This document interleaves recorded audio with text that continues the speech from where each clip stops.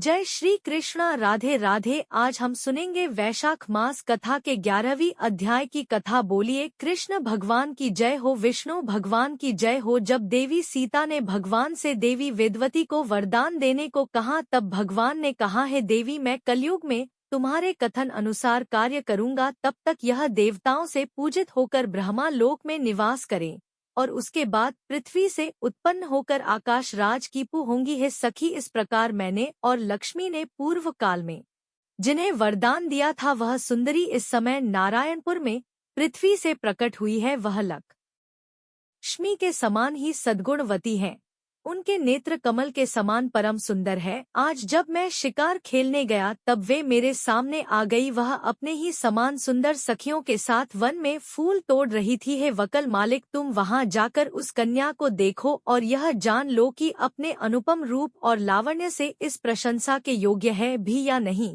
तब वकल मालिका सखी वाधिदेव भगवान को प्रणाम करके गुंजा के दाने के समान लाल रंग वाले घोड़े पर सवार हुई और उनके बताए हुए मार्ग से चल दी। रास्ते में अनेक प्रकार के मृग पक्षियों वृक्ष लताओं का अवलोकन करती हुई और बार बार प्रसन्न होती हुई वह आरणी नदी के पश्चिमी तट पर जा पहुंची। वहां पर बहुत से वृक्षों से हरा भरा एक था। वहां अगस्तेश्वरा घोड़े से उतरकर वकलमाला स्नान और जलपान करके नदी के तट पर विश्राम करने लगी। इतने में ही राजभवन से बहुत सारी स्त्रियां देवता के समीप वहां आई। वे सब की सब पद्मावती की सखियां थी। उन्हें देखकर वकुल मालिका उनके समीप गई और कहने लगी, सुंदरियों, तुम कौन हो? तुम्हारे आभूषण और हार तो बड़े विचित्र हैं। तुम कहाँ से आई हो और इस स्थान पर तुम्हारा क्या कार्य है? उसकी बात सुनकर सखियों ने मंद मंद मुस्काते हुए कहा कि हम आकाश राज की निवास में रहने वाली स्त्रियां और महाराज की पुत्री पद्मावती की सहेलियां हैं। एक दिन राजकुमारी को आगे करके हम वन में गई थी। वहां उनके लिए फूल तोड़ती हुई सब सखियां एक वृक्ष के नीचे जा बैठी। वहीं हमें एक सुंदर पुरुष का दर्शन प्राप्त हुआ। उनके श्री अंगों की कांति इंद्र नीलमणि के समान श्याम थी। उनका वक्षस्थल लक्ष्मी का निवास जान पड़ता था। उनके मुख पर मंद मंद मुस्कान की छटा छा रही थी। दोनों भुजाएं बहुत ही सुंदर विशाल और हष्ट पुष्ट थी। कटी प्रदेश में शुद्ध पीताम्बर शोभायमान था और उन्होंने एक हाथ में स्वर्ण में धनुष और दूसरे में बाण धारण कर रखा था। उनके माथे पर सोने का मुकुट था और वे हार बाजूबंद आदि आभूषणों से विभूषित थे। उन्हें देखकर स्वर्ण सदस्य गौर वर्ण वाली हमारी कमल नयनी सखी पद्मावती सहसा ही बोल उठी, देखो देखो। तब हम सब सखियां उन्हीं की ओर देखने लगी। इतने में ही वे चले गए। उनके चले जाने पर सखी पद्मावती मूर्छित हो गई। उसे उसी अवस्था में हम लोग राजभवन ले गए। पुत्री की ऐसी अवस्था देखकर महाराज ने ज्योतिष से पूछा, है विप्र, मेरी पुत्री की गृह दशा का फल बताइए। तब बृहस्पति के समान विद्वान ब्राह्मण ने मन ही मन ग्रहों को विचार कर कहा, है राजन, कोई उत्तम पुरुष आपकी कन्या के संपाया था। उसे देखकर जकुमारी मूर्छित हो गई है। उसी के साथ इनका विवाह संबंध होगा। राजा से ऐसा कहकर ज्योतिषी अपने घर चले गए। तब आकाश राज ने वैदिक ब्राह्मणों को बुलाकर आदर से कहा, है ब्राह्मणों, आप लोग देव मंदिर में जाकर वेद मंत्रों के साथ शंकर जी का महाअभिषेक करें। उनको ऐसा आदेश देकर महाराज ने हमें बुलाया और कहा, कन्याओं, तुम भगवान के महाअभिषेक की सामग्री तैयार करो। राजा की आज्ञा कर हम सभी सखियां देव मंदिर में आई हैं। हे सुभग, अब तुम हमें अपना परिचय दो। तुम कहाँ से आई हो, किस काम से आई हो, अथवा यहाँ से कहाँ जा रही हो? जान पड़ता है इस दिव्य अश्व पर आरूढ़ होकर तुम साक्षात देवलोक से आई हो। सखियों के इस प्रकार पूछे जाने पर वकुल मालिका को बड़ा हर्ष हुआ और उसने मधुर वाणी में कहा, मैं क्या राजभवन में महारानी के दर्शन हो सकते हैं? उनकी बातें सुनकर कन्या ने कहा, है शुभे, तुम हमारे साथ धरनी देवी का दर्शन कर सकती हो। तब वकल मालिका उन कन्याओं के साथ राजभवन में गई। उधर धरणी देवी ने अंतःपुर में जाकर अपनी पुत्री से कहा, है बेटी, मुझे बताओ, मैं तुम्हारा कौन सा कार्य करूं? तुम्हें कौन सी वस्तु प्रिय लगती है? माता के इस प्रकार पूछे जाने पर कन्या पद्मावती ने बड़े मन स्वर में कहा, है अम्बे, संसार में जो सबसे अधिक नैना विराम है, साधु संतों के मन को भी जो प्रिय लगता है, ब्रह्मा आदि देवता भी जिसके दर्शन की इच्छा रखते हैं, और जो सबसे महान सर्वत्र व्यापक है, तेजस्वी पदार्थों में सर्वाधिक तेजस्वी हैं, देवताओं के भी देवता है, श्रेष्ठ भक्तों को ही जो इस लोक में सुलभ है।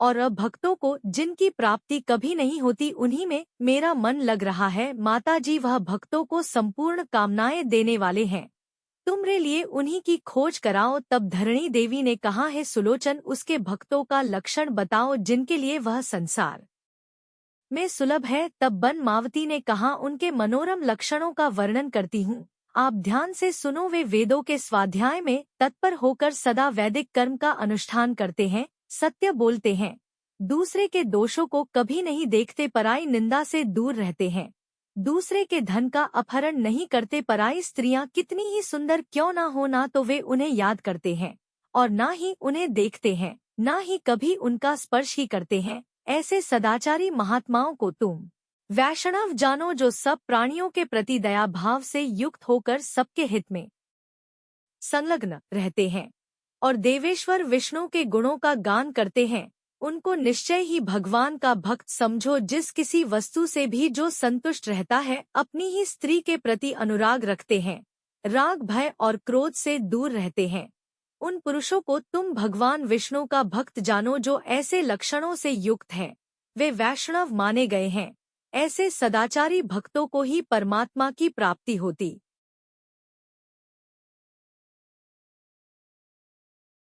उन्हीं परमेश्वर में मेरा प्रेम हो गया है, मेरा मन उन्हीं से मिलना चाहता है। माँ, भगवान विष्णु के सिवा और किसी वस्तु की मुझे इच्छा नहीं।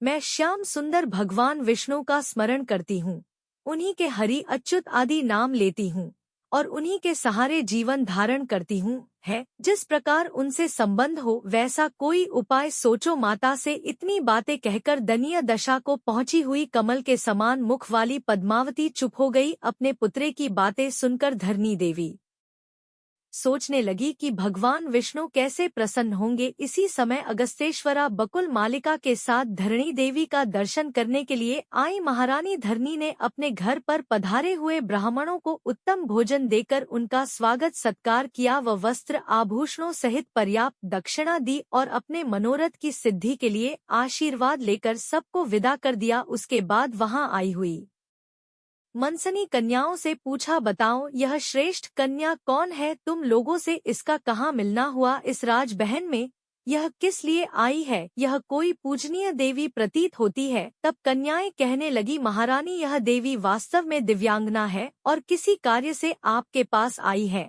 देवालय में भगवान शंकर के समीप हम लोगों से मिली। हमारे पूछने पर इन्होंने बताया कि मैं महारानी से मिलने आई हूँ।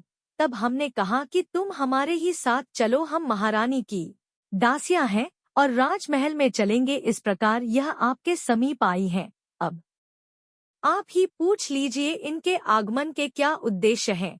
तब धरणी देवी ने पूछा कि तुम कहाँ से आई हो और मुझसे तुम्हें क्या काम है? सारी बातें सच सच बताओ। वकुल मालिका बोली, महारानी मैं नाम बकुल मालिका है। हमारे स्वामी भगवान नारायण सदा श्री वेंकटाकुलम वेगशली अशु पर सवार होकर वेंकटगिरी के पास ही वन में शिकार खेलने गए। वहां एक वन से दूसरे वन में बिचड़ते हुए आरणी नदी के तट पर पहुंचे। वहां घोड़े से उतरकर नदी के सुंदर तट पर भ्रमण करने लगे। उसी समय उन्होंने फूल तोड़ती हुई कुछ कन्याओं को देखा। उनके बीच में एक दिव्य कन्या थी जो लक्ष्मी जी के समान स्वर्ण गौरी और अत्यंत मनोहर थी। उस कन्या के प्रति भगवान का मन अनुरक्त हो गया है। उसे प्राप्त करने की इच्छा से श्री हरि ने उन कन्याओं से पूछा, यह सुंदरी कुमारी कौन है? तब कन्याओं ने उत्तर दिया, महाबल यह आकाश राज की कन्या है। इतना सुनकर वे घोड़े पर सवार हो गए और बड़े वेग से अपने निवास स्थान वेंकटचल पर जा पहुँचे। वहां स्वामी पुष्करणी के किनारे अपने धाम में प्रवेश करके भगवान ने मुझे बुलाया और कहा कि बकुल मालिक तुम आकाश राज के नगर में जाकर महाराज के अंतपुर में प्रवेश करो और महारानी धरणी से मिलकर कुशल प्रश्न पूछने के बाद उनकी सुंदरी पुत्री पद्मालय जाकर जानकर शीघ्र ही वापस लौट आओ। महारानी भगवान की ऐसी आज्ञा होने पर मैं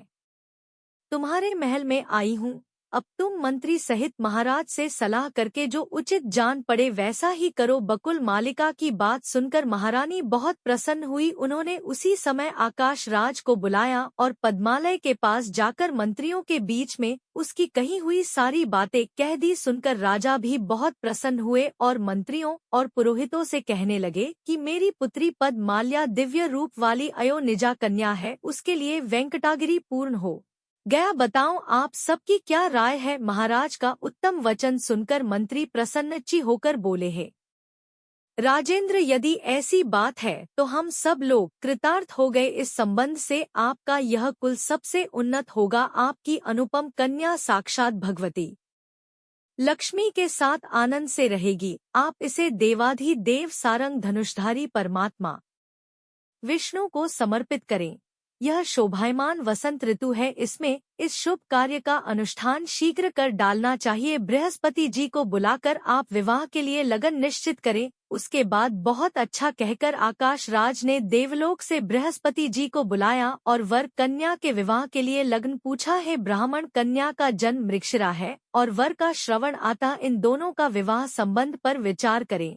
तब बृहस्पति जी ने कहा कि वर और कन्या दोनों के सुख वृद्धि के लिए ज्योतिषियों ने उत्तरा फागुनी नक्षत्र को सर्वश्रेष्ठ माना है। अतः वैशाख के महीने में उत्तरा फागुनी नक्षत्र में दोनों का विधि पूर्वक विवाह कराया जाए। यह सुनकर राजा ने बृहस्पति जी की पूजा करके उन्हें विदा कर दिया और भगवान की दूती से कहा है, शुभे तुम भगवान के पास जाओ और देवाधिदेव नारायण से कहो कि वैशाख के महीने में यह मंगल कार्य संपन्न होगा। आप वैवाहिक मंगलाचार संपन्न करके यहाँ पधारे। इसके बाद देवी का प्रिय करने वाली शुक रूपी दूत को बकुल मालिका के साथ भेजकर आकाश राज ने अपने पुत्र को वायु इंद्र आदि देवताओं को बुलाने के कार्य में नियुक्त कर दिया। साथ ही विश्वकर्मा को बुलाकर अपने नगर की सजावट के काम में लगाया। विश्वकर्मा ने पल भर में ही अपना कार्य पूर्ण कर दिया। उधर बकुल मालिका अशोक पर सवार हो शुक के साथ प्रस्थ हुई और वेंकटाकुलम दिर के भीतर ले गई। वहां सुंदर नेत्रों वाले भगवान नारायण को लक्ष्मी जी के साथ रतन सिंहासन पर विराजमान देखकर उन्हें प्रणाम करके प्रसन्नता से बोली, है प्रभु, वहां का कार्य तो मैंने पूरा कर दिया। उधर से मांगलिक वार्ता के लिए यह शुक आया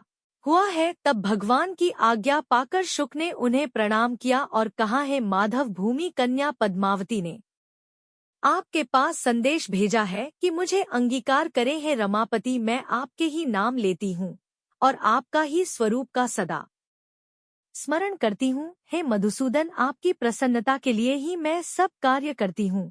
मेरे इस काम में माता और पिता की सम्मति है। हे देवेश, मुझ पर कृपा करें और मुझे अंगीकार करें। शुक का ऐसा वचन सुनकर श्री हरि ने कहा है, शक जाओ और पद्मालिया से इस प्रकार कहो, है देवी, श्री नारायण देव ने कहा है कि मैं देवताओं को साथ लेकर मंगलमय विवाह कार्य संपन्न करने के लिए अवश्य आऊंगा। भगवान का यह वचन सुनकर और उनके प्रसाद रूप से दी हुई उनकी वनमाला को लेकर शुक शीघ्र ही आकाश राज की कन्या के पास लौट गया। उसने कस्तूरी की सुगंध से युक्त वह तुलसी माला राजकुमारी को देकर प्रणाम किया और भगवान का संदेश कह सुनाया, जिसे सुनकर उस प्रसाद माला को हाथ में लेकर पदलिया ने उसे मस्तक पर चढ़ा लिया और भगवान के आगमन की प्रतीक्षा करती हुई योग्य वस्त्र आभूषण धारण किए। आकाश राज ने भी आनंद मगन होकर चंद्रदेव को बुलाकर आदर से कहा, है राजन, आप नाना प्रकार के सरस भोजन तैयार कीजिए जो भगवान विष्णु के भोग में आने हो। उत्तम से उत्तम अन्न की व्यवस्था होनी चाहिए। इस प्रकार प्रबंध करके भगवान के आगमन की प्रतीक्षा करते हुए आकाश राज प्रसन्न मन से राजभवन में बैठे थे। उसके बाद देवाधिदेव भगवान नारायण ने लक्ष्मी जी को बुलाकर कहा है, कल्याणी, अपने सखियों को आज्ञा दो और वैवाहिक कार्य संपन्न करो। भगवान का आदेश सुनकर लक्ष्मी देवी ने सखियों को बुलाया और सबको आवश्यक कार्य करने की आज्ञा दी। लक्ष्मी जी की आज्ञा से प्रीति देवी ने सुगंधित तेल लिया। श्रुति देवी रेशमी वस्त्र लेकर भगवान के समीप खड़ी हुई। स्मृति भी भांति भांति के आभूषण लेकर प्रसन्नता पूर्वक उपस्थित हुई। धरती ने दर्पण हाथ में ले लिया। शांति ने कस्तूरी प्रस्तुत की। लज्जा देवी यक्ष करदम लेकर भगवान के सामने खड़ी हुई। कीर्ति ने सोने का पट और रतन युक्त मुकुट हाथ में लिया शची ने छत्र लगाया, सरस्वती देवी चव डुलाने लगी, गौरी देवी ने दूसरा वर हाथ में ले लिया, विजया और जया पंखा चलने लगी। उपयुक्त सब देवियों को वहां देखकर लक्ष्मी देवी ने शीघ्रता पूर्वक उठकर सुगंधित तेल हाथों में लिया और भगवान के मस्तक से लेकर सब अंगों में उसे लगाकर सुगंधित चूर्ण से उपटन किया। इस समय श्री नारायण देव के सब अंगों को भली भांति मिलकर आकाश गंगा आदि तीर्थों से भर कर लाए हुए 100 स्वर्ण में कलश मंगाए और उनमें से एक एक को लेकर उस जल से भगवान का अभिषेक किया। उसके बाद सुनहरे रंग के सुगंध युक्त चंदन से भगवान के में लेप किया। फिर उनकी कमर में रेशमी पीताम्बर बांधकर उसमें कतनी पहना दी, मस्तक पर मुकुट रखा, अन्याय आभूषणों से विभिन्न अंगों को विभूषित किया। उनकी सभी उंगलियों में लक्ष्मी देवी ने दिव्य सोने की अंगूठियां पहना दी। रति देवी ने भगवान के समीप जाकर दर्पण दिखाया और दर्पण देखते ही भगवान देवाधिदेव विष्णु ने स्वयं ही उदर पुंड धारण किया और उसके बाद में लक्ष्मी जी के साथ करुण पर सवार हुए और इसी समय ब्रह्मा, महादेव जी, इंद्र, वरुण, यम और कुबेर उनकी सेवा में उपस्थित हुए। इन सब देवताओं, वशिष्ठ आदि मुनियों संकादंगल बज रहे थे। मुनि लोग सूक्त का जाप कर रहे थे और भगवान के पीछे पीछे चल रहे थे। भगवान के साथ संपूर्ण देवता, सभी पार्षद चल रहे थे। बकुल, माला आदि सखियां रथों में बैठकर गई। इस प्रकार भगवान ने बारात लेकर आकाश राज के सजे सजाए नगर में प्रवेश किया। आकाश राज ने देखा कि भगवान आ गए हैं और उनकी पुत्री पद्मावती भी ऐरावत पर बैठकर समस्त पुरी की परिक्रमा करके गोपुर द्वार पर आ पहुंची है। तब वे बबू को साथ लेकर भाई बंधुओं के साथ भगवान का दर्शन करते हुए खड़े हो गए। भगवान ने अपने कंठ में पड़ी हुई माला हाथों में लेकर पद्माले के गले में डाल दी और पद्माले ने भी बेला के फूलों का गजरा लेकर भगवान के कंठ में पहना दिया। ऐसा करके वे दोनों सवारी से उतर गए और थोड़ी देर तक पीढ़ पर खड़े होने के बाद उन्होंने सुंदर गृह में प्रवेश किया। उनके साथ ब्रह्मा आदि देवताओं का समुदाय भी था। तब ब्रह्मा जी ने संपूर्ण वैवाहिक विधि संपन्न कराई और फिर व्रत पालन की आज्ञा लेकर पद्मा लिया और श्री हरि ने पृथक पृथक शयन किया। पुनः चौथे दिन चतुर्थी कर्म आदि सब कार्य पूर्ण करके चतुर्मुख ब्रह्मा जी ने आकाश राज की अनुमति लेकर दोनों देवियों के साथ भगवान को गरुड़ पर बैठाया और देवताओं के साथ वहां से चलने की तैयारी की। तब आकाश राज ने इंद्र आदि देवताओं के साथ अपनी पुत्री और दामाद का प्रिय करने के लिए सोने के कड़ाव में अघनी के चावल, मूंग से भरे हुए अनेक पात्र और सैकड़ों घी के घड़े दहेज में दिए, हजारों घड़े दूध और दही से भरे हुए अनेकों भांड, आम, केला, नारियल के दिव्य फल, आंवले, कुश, मांड, राज, कदली के फल, कटहल, नींबू, शक्कर से भरे हुए खड़े, सोना, मणि, माणिक, करोड़ों रेशमी वस्त्र, हजारों दास दासी, करोड़ों गाय, हंस और चंद्रमा के समान श्वेत रंग के 100 हज घोड़े, सदा उन्मत्त रहने वाले 100 से अधिक ऊंचे ऊंचे हाथी, यह सारी वस्तुएं भगवान विष्णु को भेंट करके आकाश राज उनके आगे खड़े हो गए। पद्मावती और देवी लक्ष्मी के साथ बड़े प्रसन्न हुए और आकाश राज से बोले, हे राजन, इस समय आप मेरे गुरु हैं, आपकी जो भी इच्छा हो वह आप मुझसे वर मांग सकते हैं। भगवान की बात सुनकर आकाश राज ने कहा, हे देव, इस संसार में आपकी अनन्य सेवा मेरे द्वारा होती रहे, मेरा मन आपके चरण अरविंदों में रमता रहे और आप में मेरी निरंतर भक्ति बनी रहे। तब उनकी बातें सुनकर श्री भगवान बोले, हे राजेंद्र, आपने जो कहा है वह सब पूर्ण होगा। और उसके बाद ब्रह्मा आदि देवता ने, शुक आदि मुनियों ने भगवान पुरुषोत्तम की स्तुति की। फिर ब्रह्मा आदि सब देवताओं का यथा योग्य सत्कार करके श्री हरि ने उन्हें स्वर्ग में जाने के लिए प्रसन्नता पूर्वक आज्ञा दी। उन सबके चले जाने पर भगवान नारायण स्वामी पुष्कर के तट पर लक्ष्मी देवी और देवी पद्मावती के साथ अपने दिव्य धाम में रहने लगे। आज के अध्याय की कथा यहीं पर समाप्त होती है। आगे की कथा हम अगले अध्याय में सुनेंगे। बोलिए विष्णु भगवान की जय हो। कथा को पूरा सुनने के लिए धन्यवाद। मेरे द्वारा कही गई ये है कथा आपको अच्छी लगी तो एक छोटा सा लाइक करें और मेरे चैनल को सब्सक्राइब करें, जरूर करें। जय श्री कृष्ण, राधे राधे। आगे ऐसी ही कथा सुनने के लिए मेरे चैनल को सब्सक्राइब करें। धन्यवाद।